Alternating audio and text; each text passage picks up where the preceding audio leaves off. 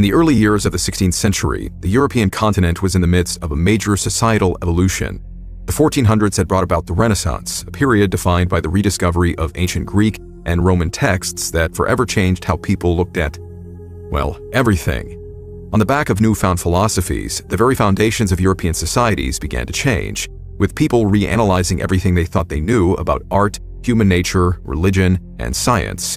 With Renaissance ideals placing great value on individual thought and open questioning of the world around them, it wasn't long until people began to challenge the political systems and religious doctrines of the early modern world. The Catholic Church in particular drew its share of outspoken critics, and as the 16th century rolled around, their voices only grew louder. In 1517, a disgruntled monk and theology professor by the name of Martin Luther marched up to the steps of the Wittenberg Castle Church in Germany before nailing his thesis to the front door. His 95 thesis, a scathing critique of corruption within the Catholic Church, sent shockwaves throughout Europe and is often credited with starting the Protestant Reformation. Inspired by Luther, new religious sects began to rise and break away from the Church's authority. This would result in numerous clashes all over Europe as Protestant, Lutheran, Calvinist, and Anglican supporters came to blows with Catholic authorities. As the religious landscape became more and more fractured, war was all but inevitable. In the loose collection of German states known as the Holy Roman Empire, peasant revolts against the feudal lords resulted in brutal crackdowns, claiming over 100,000 lives. Meanwhile, in neighboring France, periods of civil war between Catholics and French Protestants, known as the Huguenots, would rage for over 30 years. By the time the Catholics had claimed victory, 2 to 4 million more people are believed to have perished. Finding itself at the crossroads of France, Italy, and the Holy Roman Empire, the small country of Switzerland was similarly affected by the strife wreaking havoc across its regional neighbors. The two wars of Kappel, waged between Protestant and Catholic forces in the late 1520s and early 1530s, resulted in hundreds of deaths and a decisive Catholic victory. About 30 years later, the effects of the conflict were still widely felt in Swiss society, with disgruntled Protestants often butting heads with the Catholics still in power. For the citizens of Basel, a small city straddling the Rhine River on the country's northern border with both France and the Holy Roman Empire, the latter half of the 16th century was filled with fear and uncertainty. With war and plague spreading all over Europe, everyday people found themselves spiritually torn. Protestant and Catholic factions only worsened these tensions by leveraging the fears of the common person in order to sway public support for their respective causes. Still, despite the ongoing turmoil, July 27, 1566, started just the same as any other day for the people of Basel. A bustling economic hub, the city docks echoed with the calls of merchants, the waterway filled with fishing and commerce vessels making their way up and down the Rhine River. As the sun began to dip beneath the western horizon, this seemingly ordinary day would quickly become quite extraordinary.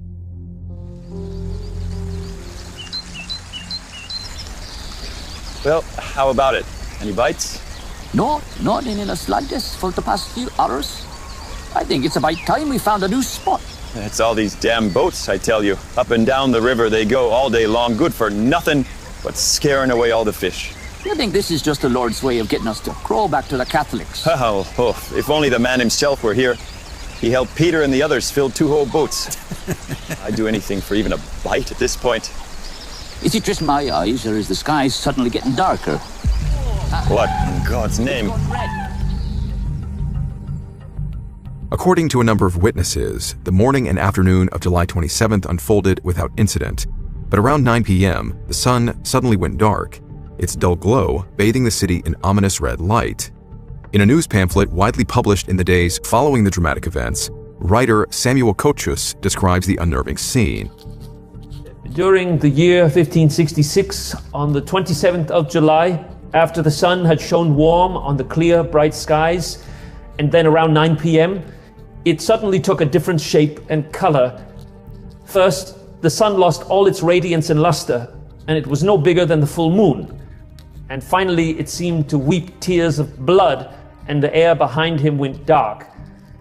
And he was seen by all the people of the city and countryside. In much the same way, also the moon, which has already been almost full and has shone through the night, assuming an almost blood-red color in the sky.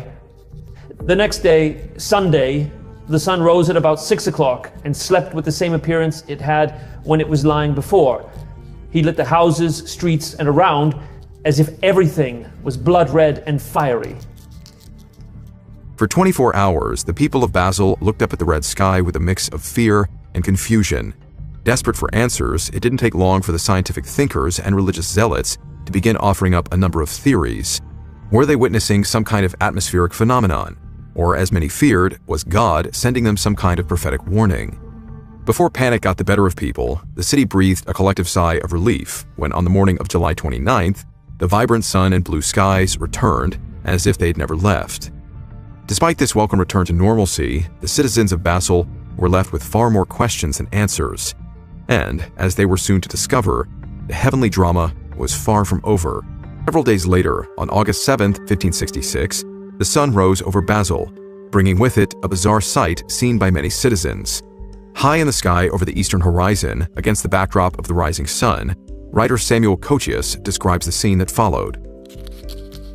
At the dawn of August 7, we saw large black spheres coming and going with great speed and precision before the sun and chattered as if they led a fight. Many of them were fiery red and soon crumbled and then extinguished. While the average 16th century person may have lacked the technical vocabulary to describe what was seen, Cochius's report, gathered from numerous first and second-hand sources, paints the picture of an air battle playing out in the skies over Basel. Hundreds of sphere-like objects, described by eyewitnesses as cannonballs, chased one another in dizzying patterns across the sky, moving with speed, intelligence, and intent. Silhouetted against the rising sun, the spheres were seen to be black in color. However, a number were noted as burning fiery red as they suddenly plummeted from the sky, dissolving into smoke and ash before impacting the ground. As what appeared to be rival squadrons of these fighting cannonballs met each other over the city, a distinct chattering noise echoed across the sky, the strange sounds seeming to come from the unknown objects as they were knocking one another out of the air. For the next several hours, the people of Basel were transfixed by the sight, watching as these strange objects continued to chase and shoot one another down, until finally, all of them had faded from view. In the eerie silence that followed, a frightened and confused population was left desperate for an explanation, and the competing Protestant and Catholic leaders were more than happy to provide one. The unidentified aerial phenomenon sighted over Basel is fascinating in that it took place at a point when humanity was taking its first tentative steps into the world of science. We were only just beginning to grasp the workings of the natural world and the universe at large. With both the invention of the aircraft and the notion of the possible existence of other advanced life forms still centuries away, this mid-16th century event was largely interpreted through a religious lens. The strange events were recorded in a document known as the Basel Pamphlet, which was written by Samuel Cochius and illustrated by Samuel Apiarius. This document was widely publicized in the days following August 7th. Considering the incredible story it told, the document was quickly carried well beyond the borders of Switzerland. Reading about the blood-red skies and supposed air battle, enlightened thinkers who placed their faith in science struggled to explain what was seen. Meanwhile, devout religious believers proclaimed the events to be a sign from God. But both Protestants and Catholics seemed to have different interpretations, competing to see who could win the favor of the masses. While some saw the Basel incident as an ominous warning of the coming Judgment Day, others saw it as God voicing his displeasure with humanity, a call for everyone to repent, trust in faith, and right their wrongs. For thousands of people all over Europe, their countries ravaged by war and plague, or torn between religion and science, taking a side was often easier said than done. However, as the civilized world debated over the unknown, the people of Nuremberg, a German city of the Holy Roman Empire, were struck by an overwhelming sense of familiarity. Reading about the strange happenings in Basel, many residents couldn't help but recall the strange sights that played out in the skies of their own city just 5 years prior.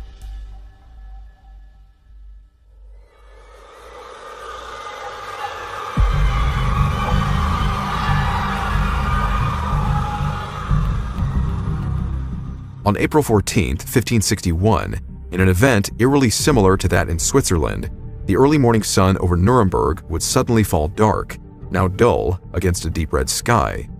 Looking towards the horizon, thousands of city residents, as well as its surrounding settlements, observed strange, dark shapes appearing against the morning sun. Having witnessed the event firsthand, Hans Glasser, Nuremberg's chief letter painter, described the ensuing air battle in a detailed news broadsheet published in the days following the sighting. In the morning of April 14th, 1561, at daybreak, between 4 and 5 a.m., a dreadful apparition occurred on the sun, and since this was seen in Nuremberg, in the city, before the gates, and in the country by many men and women. At first, there appeared in the middle of the sun 2 blood-red semicircular arcs, just like the moon in its last quarter. And in the sun, above and below and on both sides, the color was blood. There stood a round ball of partly dull, partly black ferrous color. Likewise, there stood on both sides, and as a torus about the sun, such blood-red ones and other balls in larger number, about 3 in a line and 4 in a square, also some alone. In between these globes there were visible a few blood-red crosses, between which there were blood-red strips, becoming thicker to the rear, and in the front malleable like rods of reed grass, which were intermingled, amongst them 2 big rods, one on the right, the other on the left, and within the small and big rods there were 3, also 4 or more globes. These all started to fight amongst themselves, so that the globes, which were first in the sun, flew out to the ones standing on both sides. Thereafter, the globes standing outside the sun in the small and large rods flew into the sun. Besides, the globes flew back and forth amongst themselves and fought vehemently with each other for over an hour. And when the conflict in and again out of the sun was most intense, they became fatigued to such an extent that they all, as said above, fell from the sun down upon the earth as if they all burned, and they then wasted away on the earth with immense smoke. After this, there was something like a black spear, very long and thick, sighted. The shaft pointed to the east, the point pointed west. Whatever such signs mean, God alone knows. Although we have seen shortly one after another many kinds of signs on the heaven, which are sent to us by the Almighty God to bring us to repentance, we still are, unfortunately, so ungrateful that we despise such high signs and miracles of God, or we speak of them with ridicule and discard them to the wind, in order that God may send us a frightening punishment on account of our ungratefulness. After all, the God-fearing will by no means discard these signs, but will take it to heart as a warning of their merciful Father in heaven, who will mend their lives and faithfully beg God that he may avert his wrath, including the well-deserved punishment on us, so that we may temporarily here and perpetually there live as his children. For it, may God grant us his help. Amen. By Hans Grasser, letter painter of Nuremberg.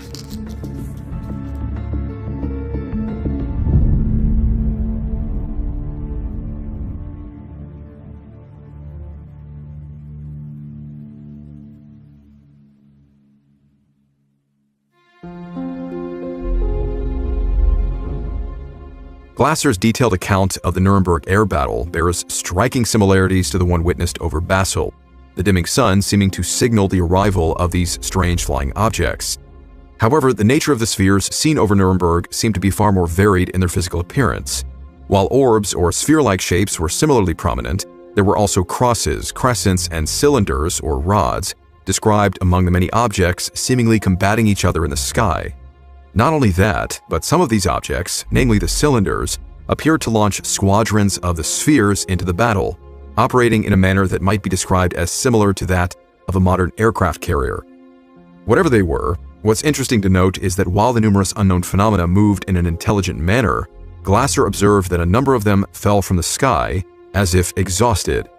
Perhaps his meaning was to say that these must be a kind of living being, or creatures of a divine nature. Angels fighting demons, to put it bluntly. Then, of course, there's the matter of the much larger spear-like apparition that followed in the battle's aftermath. With its tip pointing west and the shaft pointing east, it eerily loomed over the city for a number of hours before vanishing from view. Much like their Swiss counterparts only a few years later, the people of Nuremberg found themselves at a crossroad between science and faith. Whether it was a battle between the forces of heaven and hell, a little understood natural event, or something else, there was one thing everyone could agree on. Something strange was happening in the skies over Europe, and whatever forces were at play, they weren't done fighting just yet.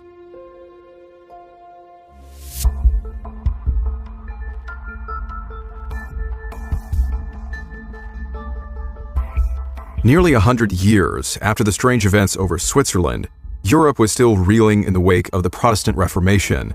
The religious fracturing and resulting civil conflicts left no shortage of bad blood between Catholic and Protestant sects all over the continent. With the dawn of the 17th century, those old tensions once again threatened to boil over into all-out war. Within the Holy Roman Empire, which was already a fragile alliance of loosely connected German states, harsh anti-Protestant measures enacted by Emperor Ferdinand II, a staunch Catholic, resulted in a Protestant rebellion against the crown in 1619. What began as a localized conflict soon roped in some of Europe's major powers, each seeking to expand their political and territorial influence over lands controlled by the Habsburg dynasty. This event would become known as the 30 Years' War. Resulting in some 4 to 8 million deaths, this conflict would forever reshape the political and territorial maps of Europe, with new powers rising out of Holy Rome's diminishing strength. One of these powers was the Swedish Empire. In the aftermath of the war, which came to an end in 1648, the Swedish crown established itself on the European mainland, now controlling parts of northern Germany as its navy dominated the Baltic Sea. By the 1660s, the Swedish Age of Greatness was in full swing, a time of economic prosperity, stability, and military prestige earned on the backs of their conquests. As in the previous stories, for the residents of the German city of Stassland, which was now under Swedish control, April 8, 1665 started out like any normal day within the empire. Along the waterway near the city, 6 fishermen were setting out on their daily voyage to the popular Baltic fishing grounds. However, their attention would soon be drawn away from the water and towards the sky above.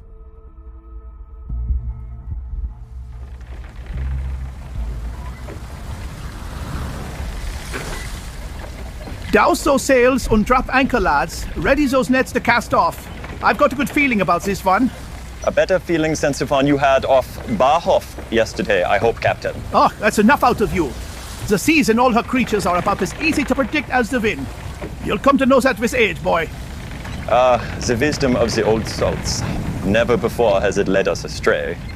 Hey, Sven, what on earth are you looking at? Huh? Come help me with these lines. Oh, sorry. Say, do you see that? The birds. Yeah. You ever see starlings fly like that? There's so many, and in such a strange formation. Now you mention it. No, I don't think I have. That is quite strange.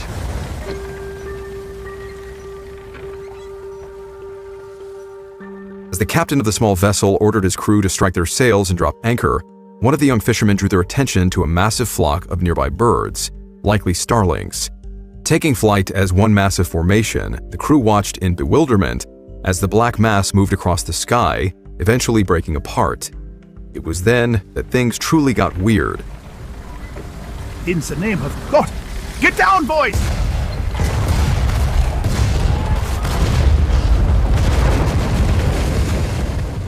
In arguably one of the most remarkable accounts of unidentified aerial phenomenon ever recorded, the fisherman describes seeing this large flock of birds now taking the shape of floating wooden warships, which proceeded to fight one another in the skies. The fleets circled and unleashed broadsides at one another, the sounds of their cannons like distant thunder as the gunpowder smoke created an eerie haze. Soon, other ships floated in from the skies to the east and west, these smaller vessels quickly joining the fierce aerial battle. After the fishermen had watched this bizarre fight for quite some time, the skies once again became quiet, the haze created by the heavy gunfire fading to reveal the damaged floating wrecks of the remaining ships. Stunned and terrified, the fishermen then saw that among the torn sails, flags, and collapsed masts of these floating wooden ships, the shapes of men were running about the decks, seeming to work at repairing the vessels. Standing on the edge of one of the ships was one particularly distinct figure, possibly an officer clad in a brown coat, a hat tucked under his arm as he seemed to be watching the crew around him work on their various tasks. Eventually, around 6 p.m., the floating airships appeared to move north, fading from the fisherman's view, as yet another strange object descended through the clouds. Now floating in silence over the city of Strassland, the fisherman watched as a large, disc-shaped object, dark gray in appearance, came to hover above the central spire of St. Nicholas Church. Writing about the event some years later, Erasmus Francisi, a popular author of the German Baroque period, describes what the fisherman saw from a distance. After a while, out of the sky came a flat, round form like a plate, looking like the big hat of a man. Its color was that of the darkening moon, and it hovered right over the church of St. Nikolai. There it remained stationary until evening. The fishermen, worried to death, didn't want to look further at the spectacle and buried their faces in their hands. On the following days, they fell sick with trembling all over and pain in the head and limbs. Many scholarly people thought a lot about that. What's especially interesting to note about Francisi's report is the mention of the fishermen having some sort of physical reaction to the unidentified craft.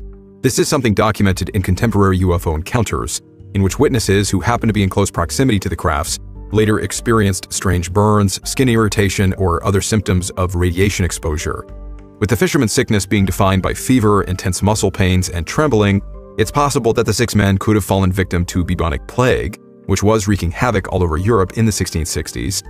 However, with their ailment coinciding with the armada of mysterious airships and the apparent flying saucer seen over Strassland, many do wonder if the events were somehow connected.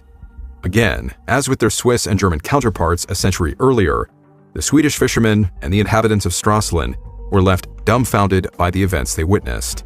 While these events remain an unsolved mystery, a sincere quest to find answers to these and other encounters wouldn't begin until well after humanity had already taken flight.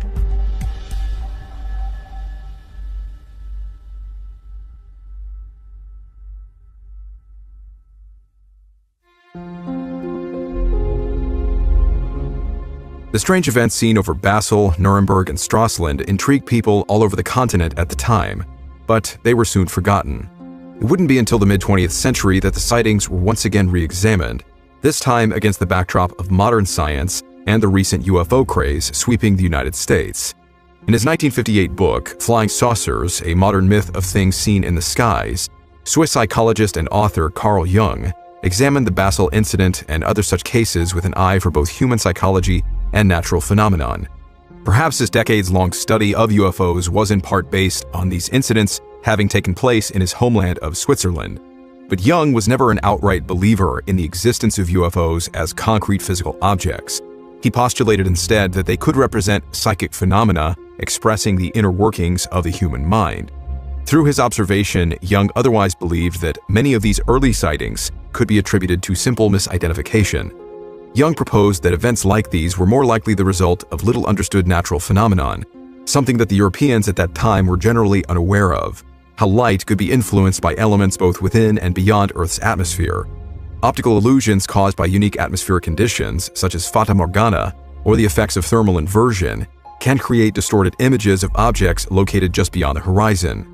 Some have even gone so far as to theorize that the Strassland Air War was the result of one of these mirages, with the fishermen witnessing an actual naval battle that was playing out in the Baltic Sea, but was being refracted and reflected through the Earth's atmosphere overhead. It is also suggested that solar and lunar eclipses, and even clouds of dust traveling thousands of miles north from the Saharan desert, could result in the red skies and darkened suns observed in both the Basel and Nuremberg sightings. On a more localized level, perhaps even the smoke of forest fires burning many miles away played a role in creating a haze that passed through the skies over the two cities. While all of these theories sound fairly reasonable, save for the refraction of a naval battle one, none of them can fully account for the many strange objects witnessed by hundreds of people seemingly locked in vicious aerial combat. Perhaps large formations of birds, or possibly even swarms of insects are to blame, rising from the ground in migratory flights or mating displays. The latter would explain why some of the mystery objects appeared to chase and even collide with one another in the sky. However, if these were just ordinary animals, then how do we explain the testimony of those who saw these objects burst into flames or fall from the sky in smoking ruins? Or how about the chattering noises or cannon fire often heard emanating from the airborne frenzy? The only possible explanation for all these stories to be explained by science is that the witness accounts of the events were largely exaggerated and embellished with added details. For many UFO enthusiasts, the people of Basel, Nuremberg, and Strassland caught glimpses of a war between rival extraterrestrial forces. This theory, though possibly outlandish when paired alongside the other more scientific alternatives, does raise its own set of thought-provoking and hair-raising questions. Who are these alien beings, and where did they come from? Why are they fighting one another? And why in the skies over our planet? And finally, even with our advancements in military aircraft and other technology, could we possibly stand a chance against fighting something that we can't even explain.